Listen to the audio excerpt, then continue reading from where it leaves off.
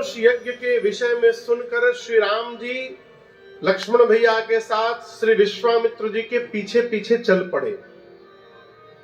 कैसे चल पड़े? हर्षि चले। कैसे चले? हर्षि मने हर्ष के साथ प्रसन्न होकर राम जी चले। हर्षि चले मुनिवर के साथ। देखिए, प्रसन्न होकर कार्य करना यह भी स्वभाव है। किसी का स्वभाव रो रो कर काम करना होता है, किसी का स्वभाव प्रसन्न होकर करना होता है। और आपको बताऊं, प्रसन्न होकर किया हुआ कार्य बताता है कि इस कार्य को करने वाला जीव प्रसन्न मन से कार्य को किया है। माताएं भोजन बनाती हैं, प्रसन्न होकर भोजन बनावे, उस भोजन का स्वाद। अब बिना मन से भोजन बनावे, उस भोजन का स्वाद भगवान मालिक है। सब पता चलता है। हो राम जी का स्वभाव है, भगवान बिना मन से कोई काम नहीं करते हैं, प्रसन्न मन से भगवान चले। आगे आगे कौन चल रहा था? कल्पना करिए कौन चल रहा होगा? विश्वामित्र जी, उनके पीछे राम जी के पीछे लक्ष्मण जी। अचानक चलते चलते एक स्थान पर राम जी खड़े हो गए।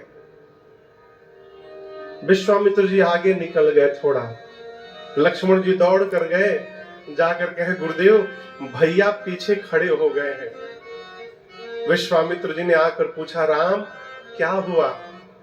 एक दिशा की ओर राम जी इशारा करके कहे, गुरुदेव इस स्थान को देख करके ऐसा लग रहा है कि इस स्थान पर पहले किसी ऋषि मुनि का आश्रम रहा होगा।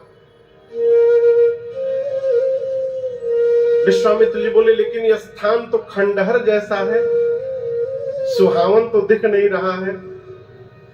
राम जी बोले, गुरुदेव सुहावन नहीं दिख रहा है, लेकिन पावन पता चल रहा है कि यह पावन है। इस स्थान की पवित्रता आज तक बनी हुई है। मैं बड़ी गंभीरता से कह रहा हूं इस बात को। आप कितना भी पैसा खर्च करके घर को सुंदर सजा लीजिए, चाइना से, इटली से, जापान से, कोरिया से, न जाने कहां कहां से सामान लाकर घर में लगा लीजिए, कब तक सुंदर बना के रखिएगा? कब तक? एक ना एक दिन वो घर आपका खंडहर होगा ही होगा, कोई रोक नहीं सकता। आप सजा तो सकते हैं, लेकिन उसकी सुंदरता बचा नहीं सकते, खंडहर हो जाएगा। लेकिन आप यदि अपने झोपड़ी में बैठकर भगवान का भजन करेंगे, भगवत नाम करेंगे, सत्संग करेंगे, तो उससे जो ऊर्जा उत्पन्न होगी ना, वो खंडहर होने के बाद भी पता चलेगा कि यहाँ पर कभी भगवान का भजन हुआ है, उसकी पवित्रता बताएगी।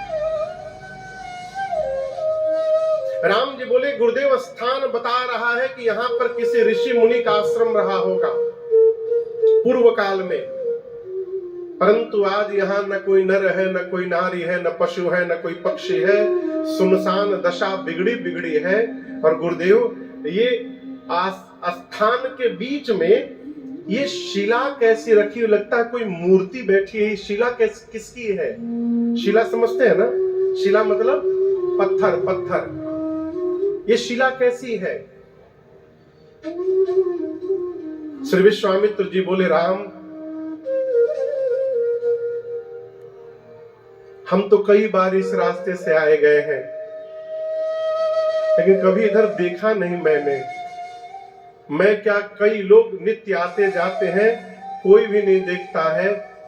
आप पहली बार आए और आपकी दृष्टि चली गई इधर, कैसे देख लिया?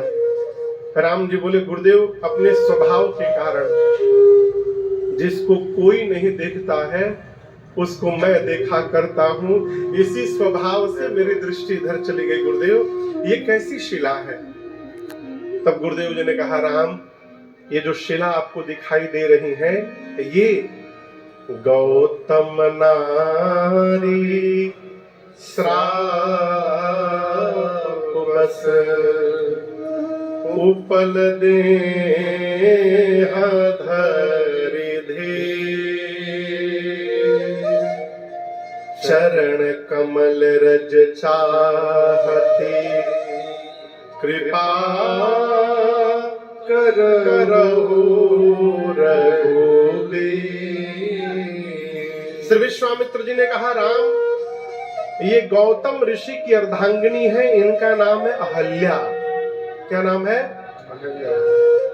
अहिल्या नहीं, ही नहीं है, ह है। क्या नाम है? अहल्या। तो अहल्या भ्रंश होकर अहिल्या हो गया, लेकिन है क्या? अहल्या। ये गौतम ऋषि की अर्धांगिनी है अहल्या। आपको बताए राम, इनके पति गौतम ऋषि ने ही इनको श्राप देके पत्थर का बना दिया है। क्यों श्राप दे दिया? इसका जो कारण है वो विश्वामित्र जी ने राम जी को सब सुनाया। सकल कथा मुनि कहा विशेखी। कौन सी कथा कही? इस कथा को गोस्वामी जी ने मानस में नहीं लिखा है। अच्छा आप बताइए, आप में से किसको किसको ये कथा पता है? पता है, 10-12 लोगों को पता है। तो क्या गोस्वामी जी को नहीं पता था? पता था तो लिखे क्यों नहीं? गोस्वामी जी कहना चाहते हैं, जिस बात से किसी के चरित्र पर दाग दिखाई देने लगे उस बात को न कहना धर्म है, वहां मौन हो जाना चाहिए, वहां बोलना नहीं चाहिए। गोस्वामी जी ने इस कथा को छिपा दिया, और जिस प्रसंग को गोस्वामी जी छिपा दिए, राजन का कोई अधिकार नहीं है कि उसको खोल करके समाज में रख दिया जाए। इसलिए आप सब जानते हैं मां अहल्या से क्या अपराध हुआ था। गुरुदेव कहते हैं कि इनके पति ने ही इनको शाप देकर पत्थर का बनाया है राम। और आप जानते हैं राम जी, आपके चरण में जो धूल है, रज है, उसी रज से इनके शाप का मोचन बताया गया है। इसलिए हे राघव, ये युगों से आपके लिए ही बैठे हुए हैं, यहाँ पर आप आ गए हैं। अस्तु कृपा करहु रघुवीर। हे रघुवीर आप कृपा करिए। राम जी गए। आप बताओ, क्या राम जी को नहीं पता था कि ये कौन है? मैं पूछ रहा हूं। राम जी को नहीं पता कि इनको शाप मिला है, मेरे चरण रज के लिए बैठी है? नहीं पता था। तो राम जी आते आते अपने आप क्यों नहीं स्पर्श करा दिए?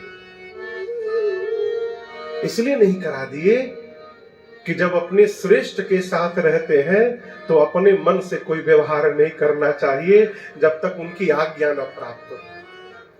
दूसरा कारण, राम जी गुरुदेव भगवान विश्वामित्र जी को जगत में बड़ाई देना चाहते हैं कि आगे चलकर ये जगत कहेगा कि विश्वामित्र जी ने राम जी को बोल करके अहिल्या जी का उद्धार कराया है। इसलिए राम जी ने अपने आप नहीं किया। भगवान संतों को बड़ाई देते हैं। अच्छा आप बताओ, राम जी खाली पैर चल रहे थे कि पादुका पहन के? पादुका पहन के खाली पैर वन में गए हैं। अभी तो वनवासी नहीं है ना सरकार, अभी तो राजकुमार के रूप में है, तो पादुका पहने हैं। जब राम जी पादुका पहने तो धूल लगेगा? नहीं लगेगा। अब धूल से उनका उद्धार होने वाला है। तो ऐसा मुझे भाव आता है, ऐसा मन में भाव आता है कि राम जी अहिल्या जी के पास गए होंगे, पादुका से पांव नीचे निकाल कर अब मिट्टी में थोड़ा पांव रगड़े होंगे कि धूल लग जाए उसमें, और उसके बाद भगवान ने पांव रखा नहीं था। ये हम लोग के मन में भ्रांति हो गई है। भगवान ने पांव नहीं रखा। क्यों नहीं रखा? राम जी ऋषियों को दंडवत करते हैं, तो जो राम जी ऋषि को दंडवत करते हैं वो राम जी ऋषि पत्नी पर पांव कैसे रख देंगे? और इसका संकेत गोस्वामी जी छंद में लिखते हैं।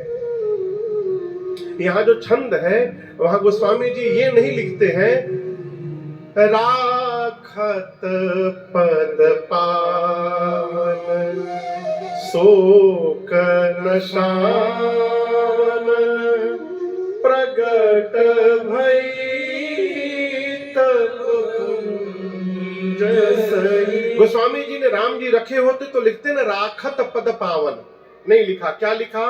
परसत पद पावन शोक नशावन। राम जी ने चरण रज को परोस दिया। परसत पद पावन, परोसना जानते हैं?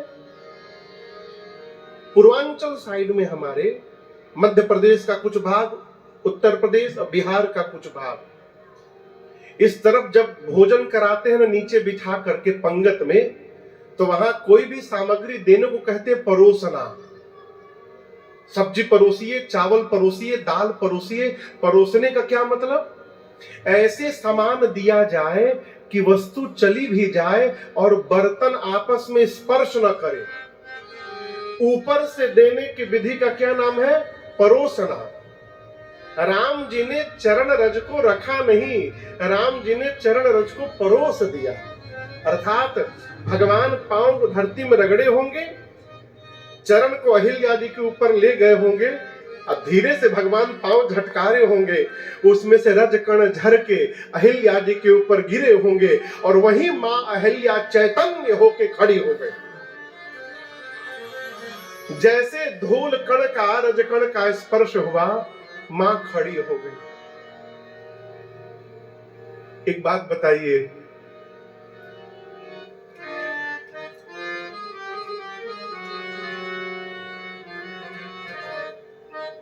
कोई सालों से आंख बंद किया हो, सालों से नहीं युगों से उसकी आंख बंद हो, और युगों के बाद जब उसकी आंख खुले और सामने भगवान दिखाई पड़े, उस जीव की क्या गति होगी आप कल्पना करें। महाल्या ने नेत्र जब खोला तो सबसे पहले सामने ठाकुर जी दिखाई पड़े मां को, और जैसे भगवान दिखाई पड़े मां के शरीर के एक एक रोम पुलकित हो गए, कंठ अवरुद्ध हो गया, शब्द समाप्त हो गए, नेत्र से झरझर अश्रु निकलने लगा। मां इतनी भाव विह्वल हुई, अपने आप को रोक नहीं पाई और राम जी के चरणों में प्रणिपात हो गई, राम जी के चरणों में गिर गई मैया। राम जी ने उठाया अहिल्या जी को, उठाकर भगवान ने उनकी आंसुओं को पोंछा। अहिल्या जी ने थोड़ी स्तुति की है राम जी की। क्या स्तुति की है? मैं नारी पावन प्रभु जग पावन, रावण रिपुजन सुखदाई,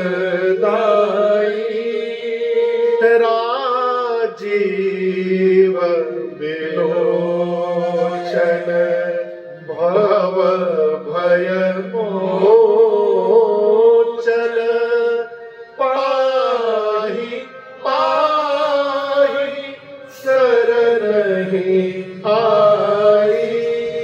मां कहती है प्रभु आज आपने अपने नाम को सिद्ध कर दिया, इस पतित को पावन करने के लिए आप आए प्रभु, और मुझे आपने पावन कर दिया। आप अपना नाम सिद्ध कर दिए, आप पतित पावन है प्रभु। हे प्रभु मैं आपकी शरण में हूं, पाहि पाहि शरण ही आई। राम जी बोले कि आपके पति ने आपको श्राप दिया था ना, ये बात सत्य है ना? कहिए। मां ने पूछा ये बात आपसे राम जी किसने बताई? राम जी बोले गुरु जी बता रहे थे, विश्वामित्र जी। कहिए ना ये सत्य है ना, आपके पति ने आपको शाप दिया था ना? अहिल्या मैया बोली प्रभु अब तक तो मुझे भी लग रहा था कि मेरे पति ने मुझे शाप दे दिया है, लेकिन अब जाकर पता चला है प्रभु मेरे पति ने मुझे शाप नहीं दिया था, मेरे पति ने मेरा उद्धार किया था नाथ। यदि श्राप न मिलता तो आज अहल्या को राम का दर्शन कैसे प्राप्त हुआ रहता। जिस व्यवहार के अंत में आपका दर्शन प्राप्त हो जाए, इससे बड़ी कृपा और कुछ नहीं हो सकती है। एक वरदान केवल चाहिए, आज के बाद मेरा मन केवल आपके चरण में लगा रहे, इसके बाद मुझे और कुछ नहीं चाहिए प्रभु। मैं इसलिए कह रही हूं, ये वही चरण है जिनसे गंगा जी निकली है। और प्रभु एक बात बताऊं, गंगा जी आपके चरण से निकली थी, इसलिए शंकर जी ने उस गंगा को अपने सिर पे धारण किया, क्योंकि वो आपकी चरण से निकली थी। ये वही चरण है जिनकी पूजा ब्रह्मा जी ने सबसे पहले अपने हाथों से की। उसी चरण का रज आज मेरे सिर पर आ गया प्रभु। मेरे से सौभाग्यशाली आज कौन होगा जगत में। बार बार भगवान के चरणों में दंडवत करती हैं मां अहल्या, और मनचाहा वरदान प्राप्त करके और अपने पति गौतम ऋषि के साथ उनके धाम चली गई। भगवान ने अहिल्या जी को गति प्रदान की है। यहाँ